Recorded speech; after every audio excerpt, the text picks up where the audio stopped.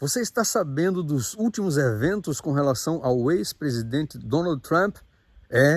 O atual candidato à presidência dos Estados Unidos sofreu algo muito intrigante e interessante num dos seus últimos comícios. Por favor, assista esse vídeo com bastante atenção, onde o pastor Doug Batchelor faz uma análise sobre o evento. Eu quero dizer para você, antes que você assista esse vídeo, que o ano que vem promete. No ano que vem, os conservadores dos Estados Unidos estão querendo implementar o projeto 2025.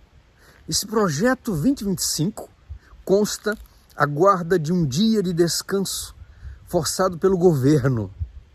E isso tudo está para acontecer no ano que vem, se o presidente republicano ganhar, o candidato à presidência, ganhar as eleições. No ano que vem está para acontecer isso.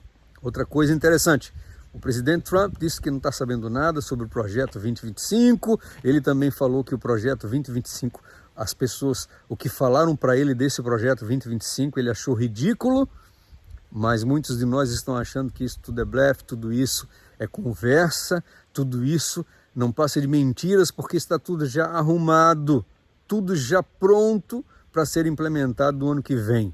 O que é que você acha? Mas eu quero falar para vocês que o ano que vem promete muita coisa. Também, alguns satanistas, décadas de anos atrás, falaram que o ano 2025, é o ano da manifestação da hierarquia do poder das trevas.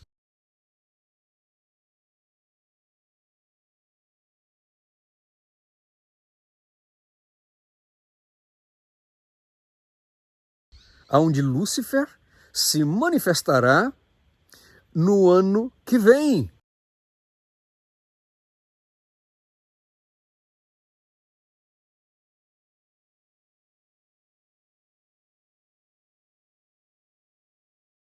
Nós já temos outros vídeos falando sobre o assunto.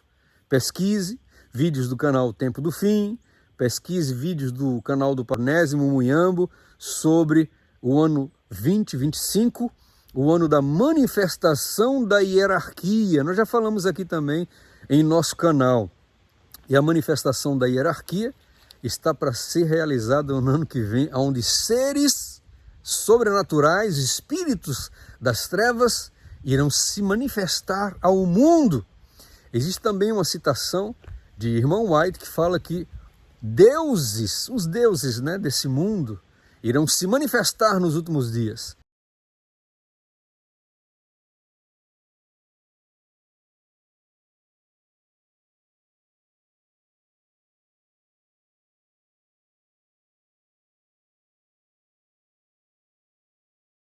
Que coisa tremenda! Que momentos tremendos nós estamos vivendo. Então assista esse vídeo, compartilha e nós nos vemos no próximo vídeo. Deus te abençoe muito, graça e paz, olhos nos céus, pés no chão, sabendo que o Senhor logo vem. Deus te abençoe. Maranata! Olá, amigos. Vocês querem ouvir um fato incrível? Há 150 anos atrás, Theodore Roosevelt estava fazendo campanha para voltar à presidência quando um homem armado abriu fogo. Em 14 de outubro de 1912, o ex-segurança de bar, John Frank, tentou assassinar o ex-presidente dos Estados Unidos, Roosevelt, enquanto ele fazia campanha para a presidência em Milwaukee, Wisconsin. A bala de Frank se alojou no peito de Roosevelt após penetrar seu estojo de aço para óculos e atravessar um discurso de 50 páginas. Para sua sorte, ele dobrou, parecendo que havia 100 páginas. Frank imediatamente foi desarmado e poderia ter sido linchado, mas Roosevelt gritou para que não o machucassem. Roosevelt, caçador e anatomista experiente, sabia que não estava gravemente ferido, por isso recusou-se a ir ao hospital.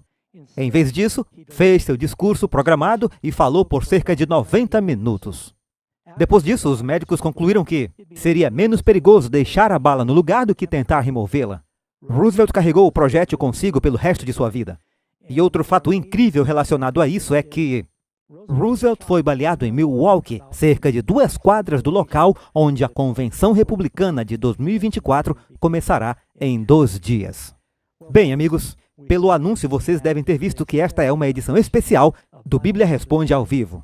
E, obviamente, nossa nação está se recuperando neste momento, como já aconteceu antes, por causa de uma violência sem sentido, que ajudou a alimentar as chamas de alguns para polarizar ainda mais as pessoas. Ontem à noite eu publiquei algo em minha página do Facebook, incentivando as pessoas a orarem por calma e a respirarem fundo. E eu fiquei surpreso com o fato de que, mesmo mencionando o assunto e pedindo que as pessoas orassem, as pessoas começaram a se manifestar com preconceitos políticos de uma forma ou de outra. E eu pensei, isso não é saudável. E muitas pessoas estavam fazendo perguntas sobre se o que aconteceu nessa tentativa de assassinato do ex-presidente Trump era o cumprimento de alguma profecia bíblica, e outros se perguntando se houve alguma conspiração. E temos um convidado especial aqui, ele é um amigo, e eu lembrei imediatamente do Eric. Eu vou compartilhar só o seu primeiro nome, mas o Eric não se importa que eu diga que, além de ele ser cristão, ele também já trabalhou para o FBI. Mas qual era a sua especialidade nesse cargo? Eu fui um agente especial do FBI. Eu era especialista em contra-terrorismo e atuava em uma força-tarefa. O campo de atuação dessa força-tarefa é todo o país. O escritório-geral fica encarregado de todas elas. Ela também atua em conjunto com agências do próprio Estado no esforço de combater o terrorismo. Nosso foco é lidar com qualquer coisa que ameace a segurança nacional. Bem, vocês estão vendo um novo rosto aqui. Achamos que poderíamos tê-lo como um recurso. Ele pode ficar conosco na primeira metade do programa. E vamos falar um pouco sobre o que realmente aconteceu e o que muitas pessoas já viram. Mas, como sempre, precisamos começar com uma palavra de oração e depois ir para as Escrituras também. Sem dúvida alguma. Muito bem, vamos orar? Querido Pai, mais uma vez somos gratos por este momento em que vamos abrir a Tua Palavra. Sabemos que ela é a verdade, é a lâmpada dos nossos pés, especialmente nesses tempos conturbados, Pai. Então pedimos que nos guie com o Teu Espírito enquanto abrimos a Palavra. Conduza também aqueles que estão ouvindo, em nome de Jesus. Amém. Muito bem, Pastor Doug, o tema de hoje é a tentativa de assassinato do ex-presidente Trump. Não é a primeira vez que se tenta assassinar um presidente dos Estados Unidos. A verdade é que já houve 4 tentativas bem-sucedidas desse ato, assim como outras que acabaram falhando. Bem, os 4 bem-sucedidos foram Lincoln, Garfield, McKinley e Kennedy. E eu acho que o presidente Ford sofreu 2 tentativas de assassinato com 2 tiros, mas não foi atingido. Na verdade, uma pessoa foi atingida e acabou se tornando membro da nossa igreja aqui em Sacramento. Ele recebeu um tiro pelo presidente e recebeu uma carta. E também alguém atirou na Casa Branca enquanto Obama estava lá. E é claro, Teddy Roosevelt sofreu uma tentativa de assassinato, entre outros. Ronald Reagan, Eu me lembro. Em 1980 ou 81. Mas na Bíblia isso não é surpresa, isso não é novidade. A política pode ser muito divisiva. E temos alguns exemplos na Bíblia. Alguns de vocês se lembram de que José estava na prisão com o mordomo do faraó e o padeiro porque, aparentemente, alguém havia tentado envenenar o faraó. E eles não tinham certeza de quem era, porém, mais tarde foi determinado que era o padeiro e o mordomo sobreviveu. E ainda na Bíblia temos um exemplo no livro de Esther. Alguém havia planejado o assassinato de Assuero, mas foi descoberto. E temos o rei Eglon, que foi assassinado por Eude. Portanto, esse conflito político, quando as pessoas estão em posições de visibilidade, poder e influência, se torna um alvo. E eu achei muito importante abordarmos esse assunto porque muitas pessoas estão se perguntando se algumas dessas coisas são o cumprimento de profecias. Mas antes de entrarmos aí, eu percebi, irmão Eric, que muitas pessoas se manifestavam com a certeza de que isso foi uma conspiração. De ambos os lados. O país está polarizado agora, democratas, republicanos e talvez até mesmo independentes. E imediatamente as pessoas pensaram que o próprio presidente Trump e alguns de seus amigos ajudaram a organizar isso. Então, parece que agora, a partir de sua experiência, qual a probabilidade disso ter acontecido? Bem, eu acho que, neste caso, você estaria dando ao governo, ou seja lá quem for, muito crédito. Veja, eu estou um pouco sonolento, porque meu telefone não parou de tocar noite passada. Você não tem ideia de quantas pessoas me ligaram ontem para dividir suas teorias da conspiração. Eu tive que desligar o celular. Mas é isso que acontece quando você não tem experiência na área e se baseia em fatos. a imaginação acaba decolando, sabe? Mas se você para analisar friamente, não é todo dia que alguém aceita levar um tiro de raspão na própria cabeça. Seria uma coisa e tanto se isso fosse ensaiado. Eu acho que no fim os fatos vão sobressair. As pessoas estão pressionando demais por respostas e eu acho que mais cedo ou mais tarde elas virão. Mas ao analisarmos a reação do presidente Trump, ao olhar para aquele telão e virar a cabeça no último segundo, enquanto olhava para aqueles gráficos, aquela fração de segundo, quando ele virou a cabeça, foi provavelmente a razão dele ainda estar vivo Não tem hoje. como orquestrar esse exato Sim. momento. Certo. E, normalmente, quando uma figura de destaque, como um presidente, chega a um local, o que a segurança faz com antecedência? Bem, tudo gira em torno disso. A batalha começa antes do evento. Então, você tem que chegar no local antes. Veja, eu não sou do serviço secreto, mas eu trabalhei com agentes do serviço secreto. Então, eles costumam ir antes ao local, fazer uma avaliação muito detalhada, prever de onde a ameaça poderia vir e então elaborar um plano de defesa. Eles trabalham em conjunto com a polícia local, com o Estado. Eles realmente cobrem toda a área. Na verdade, dependendo da situação, eles cobrem até mais do que o necessário. Para isso, contando com a ajuda do Estado e da polícia local. Portanto, pode ter havido uma divisão de responsabilidade nesses prédios em que o serviço secreto não era responsável. É provável. Veja, eu só estou conjecturando, com base no que foi revelado até agora. Mas é uma análise muito preliminar ainda. Obrigado. E há outras pessoas que estão pensando que, bem, isso pode ter sido uma conspiração dos democratas que estavam tentando subestimar a equipe e quando Oswald teve o evento com Kennedy, todos automaticamente presumiram que todos, desde a máfia até os russos e o presidente Johnson, estavam de alguma forma por trás disso. Mas você tem esse indivíduo solitário e é difícil mobilizar uma pessoa para fazer algo assim, não é? Sim, e como eu disse, eu vou prestar bastante atenção no que o governo vai dizer daqui para frente. Saberemos se houve negligência ou se a própria campanha do Trump não pediu por reforços adicionais. A este ponto, ainda é difícil ter A certeza. natureza humana quer preencher qualquer espaço em branco. Sim. E é aí que surgem todas essas conspirações. Do ponto de vista do FBI, com relação à investigação, eu posso garantir que eles vão dedicar tudo para resolver esse caso. Eles têm perfis de pessoas, registros financeiros, ligações telefônicas. Todo mundo será investigado. Ninguém na esfera do atirador será excluído. Suas familiares, seus amigos. Eles vão estudar as mídias sociais, o computador dele. Tudo vai passar por um pente fino muito apertado para se descobrir o motivo disso. Será que ele está ligado a uma rede internacional de terrorismo? Ou alguma outra agência? Ou ele apenas não passa de um lobo solitário? Certo. E o que eu acho realmente importante falar em momentos como esse, Pastor Ross, é que, como cristãos, o que fazer se ficarmos mastigando todas as possíveis conspirações? Como isso realmente afeta o reino de Deus? Como estamos divulgando o evangelho? Como estamos ganhando almas? Como você mencionou, Pastor Doug, não é a primeira vez que uma catástrofe nacional acontece. Veja, por exemplo, o 11 de setembro. Quando aquilo aconteceu, as pessoas ficaram se perguntando, será que esse é o fim do mundo? São os eventos finais?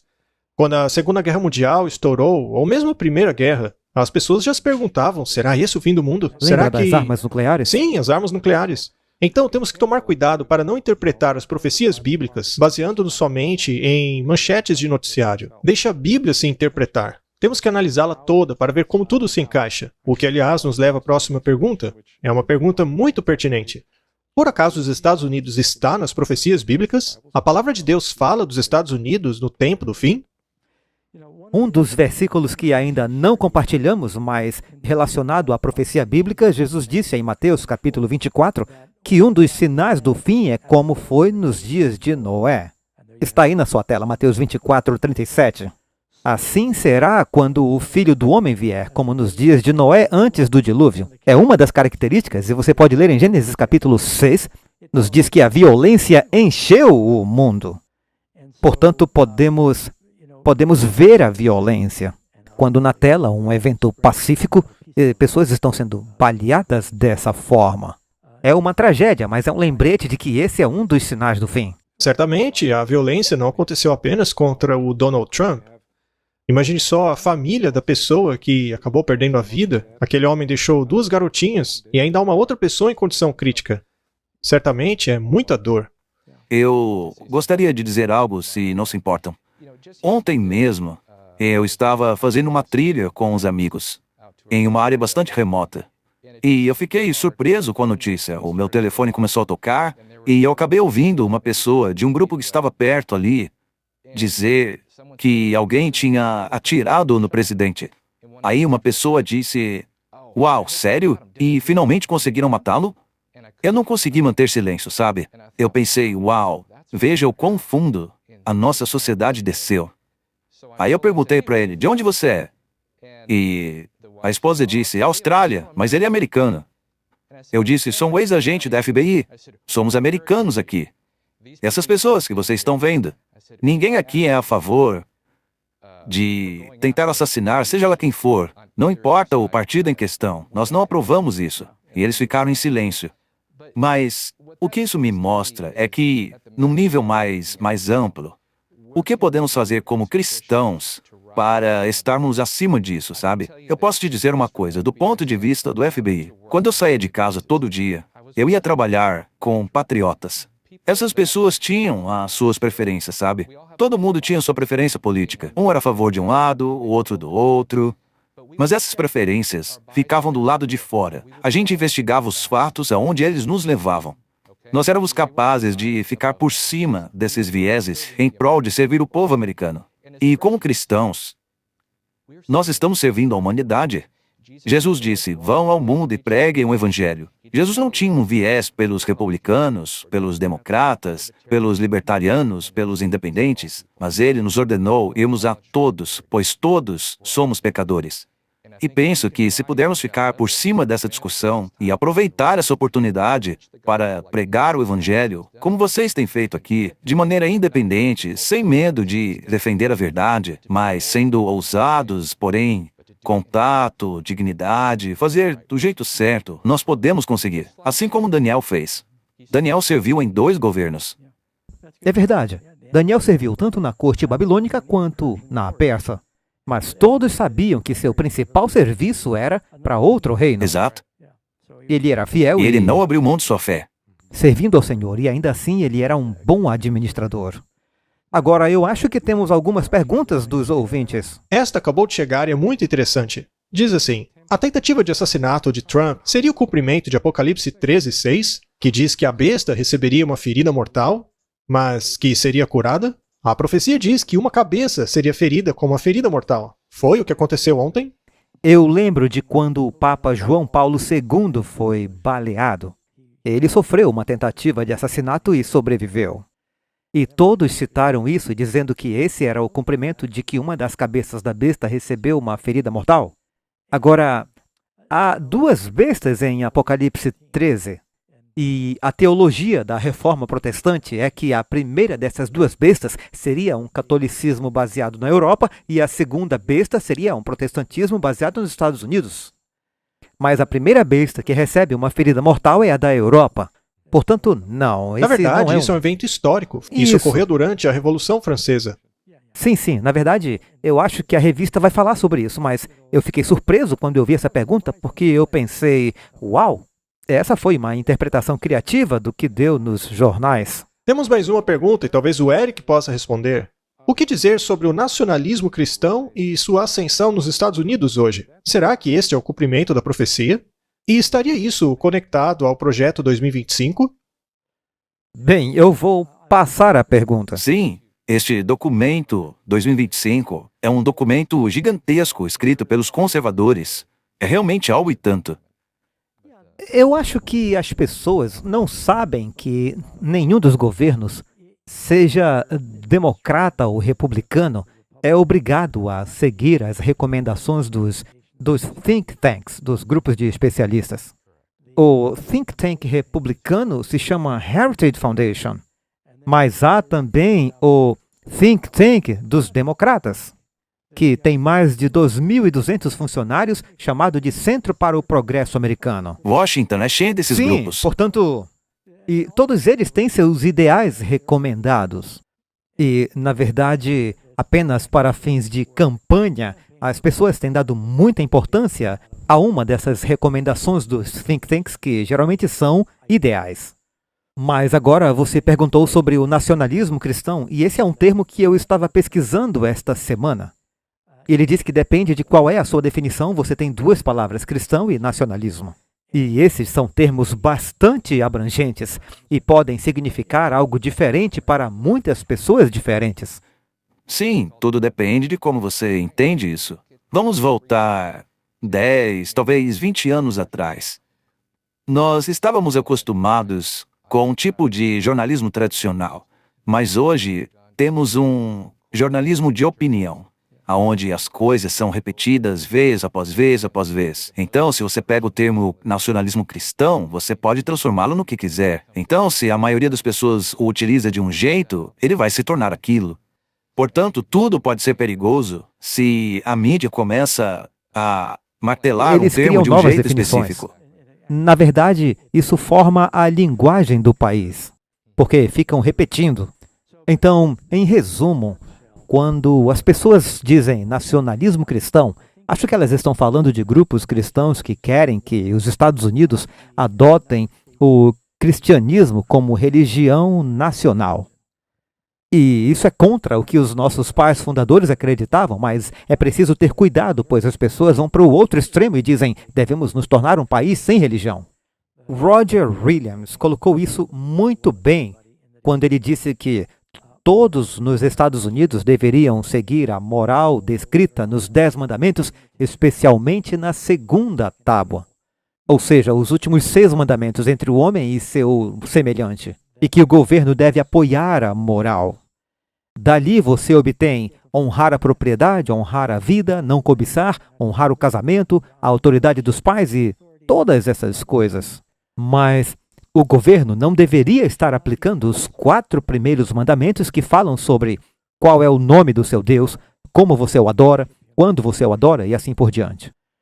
Portanto, é preciso haver uma distinção, mas não se pode descartar completamente a moralidade e dizer que qualquer esforço para manter a moralidade em nosso país é nacionalismo cristão.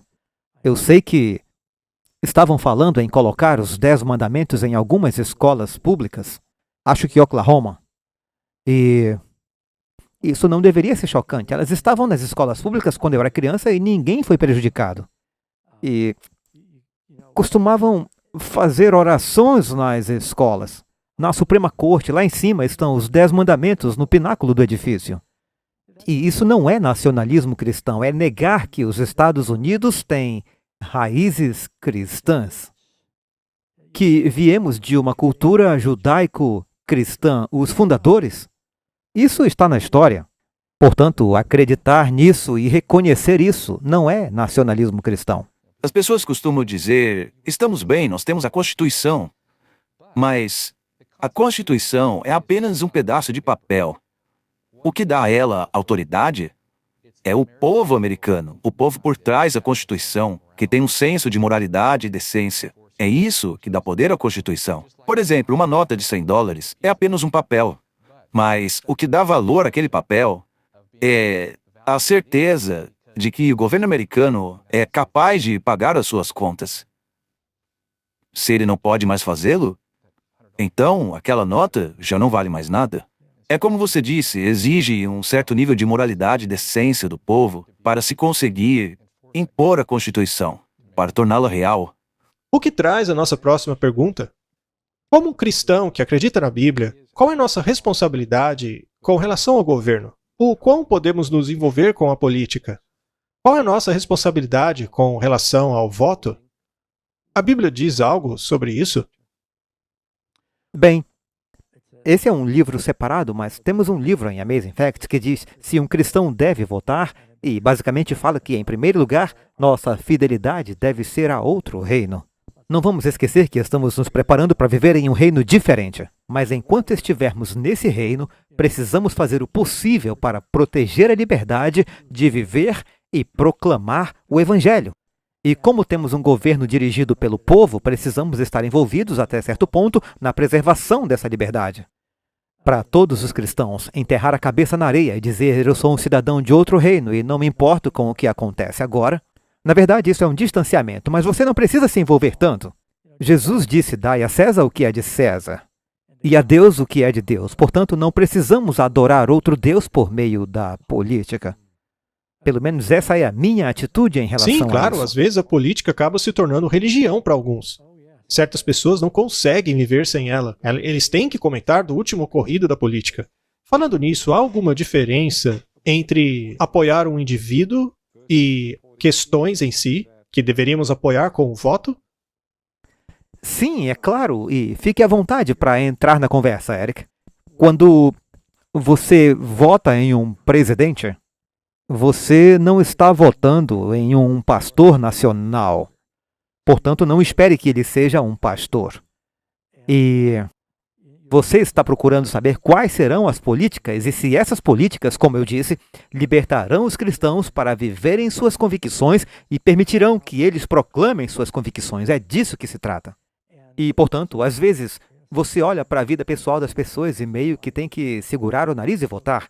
Mas pode haver momentos em que você está convencido de que não fará diferença votar de um jeito ou de outro. Mas acho que sim, nossos pais fundadores eram, muitos deles, cristãos e acreditavam que o governo deveria ser do povo. A gente sempre ouve por Deus e pelo país. Mas qual é a primeira coisa? Por Deus. A nossa âncora é a palavra de Deus. E a Bíblia defende o quê? Liberdade. Deus baseia o seu governo na liberdade. Então nos apegamos a princípios bíblicos, mas ao mesmo tempo vivemos numa sociedade que queremos perpetuar a liberdade, pois Deus é a favor dela. Então eu acho que isso aqui é a nossa norma. Isso deve guiar o nosso voto. Mas se a gente simplesmente, como você disse, não fizer nada, não estaremos nos colocando ao lado da liberdade, que é defendida pelo governo de Deus. E a maior parte das questões que afetam o dia a dia das pessoas tem a ver mais com questões do Estado do que federal. Por exemplo, na Califórnia você tem os referendos, que realmente têm o poder de direcionar a moralidade do Estado em que vivemos. Eu me lembro, há alguns anos atrás, quando houve aquele referendo sobre o casamento, e na época eles votaram a favor do casamento entre homem e mulher. Mas isso acabou mudando. Então, como cristãos, nós temos o papel de tentar preservar o máximo possível essas coisas. E vamos, por exemplo, mencionar o caso do profeta Daniel. Eu tenho certeza que a política era algo muito importante na Babilônia. Ainda assim, como Daniel foi capaz de ficar 100% fiel à sua crença, sem abrir concessões? Sim.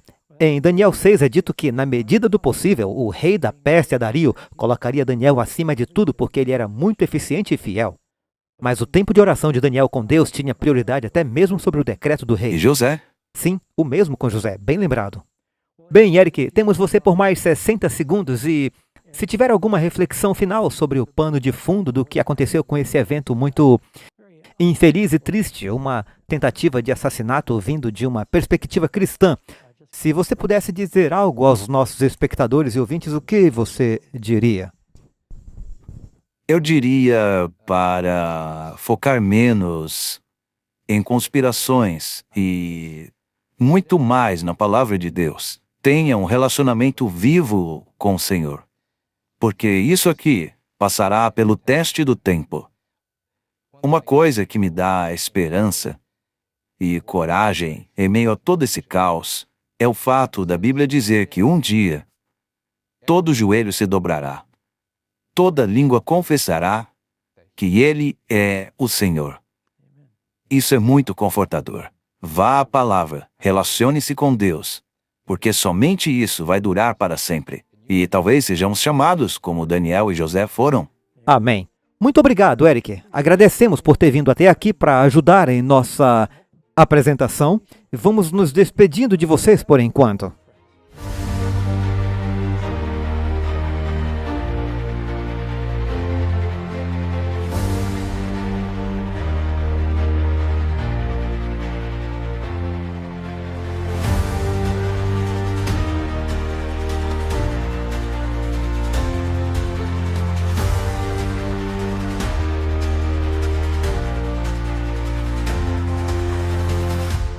Então pense assim, tudo que já falamos, tudo que já tocamos, tudo que já fizemos, tudo foi gravado. Então a pergunta aqui é, quanta porcaria temos gravado? Ouçam, irmãos e irmãs, às vezes nós ficamos com medo do tempo de angústia. Você quer estar vivo durante esse tempo de angústia? O inimigo das almas deseja derrubar isso, porque se isso pode ser derrubado, e nosso sistema límbico, nosso cérebro emocional... Você precisa ser um adventista do 7º dia para ter seu nome escrito no livro da vida do Cordeiro? Qual é a resposta? A resposta é não. Você não precisa praticar uma vida de pecado. É preciso que haja arrependimento e reforma, amém? Deus nos chama à santidade. Olá, amigos, aqui é Pastor Doug Batchelor do Amazing Facts. Você quer ouvir um fato incrível? Em breve estarei no Brasil pregando na Campal O Caminho Estreito. Eu e outros palestrantes maravilhosos. As datas são de 17 a 21 de abril, na Estância Árvore da Vida em São Paulo. Planeje-se para estar lá. Conte aos amigos e traga os inimigos.